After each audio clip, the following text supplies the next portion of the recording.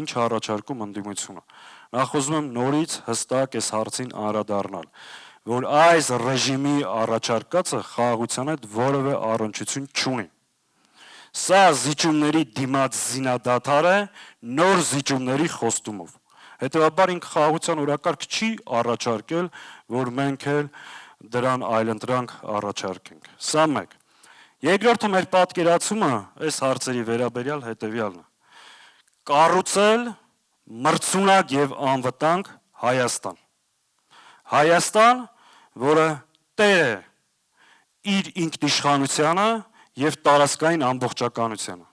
Հայաստան, որը տեր է իր ժողովրդի հավաքական իրավունքներին եւ կարող է ապահովել իր քաղաքացիների անվտանգությունը։ Հայաստան, որի արտաքին քաղաքականությունը բխում է իր պետության ու ժողովրդի շահերից, եւ Հայաստան, որը չի դառնալու տարբեր պետությունների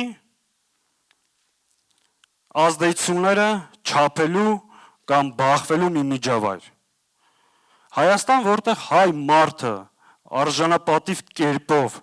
կարող է աշխատել, ստեղծել եւ ապահով ապրել։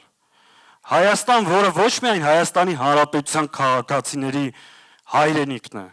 այլ առհասարակ 10 միլիոն հայ մարդու, եւ Հայաստան,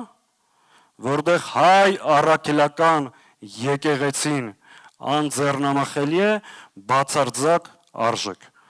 Մենք կարող ենք միասին ստեղծել այդ Հայաստանը, մի անգամ արել ենք եւ մեկ անգամ եւս միասին ձեր օգնությամբ եւ ձեր միջոցով անելու ենք։ Շնորհակալ եմ։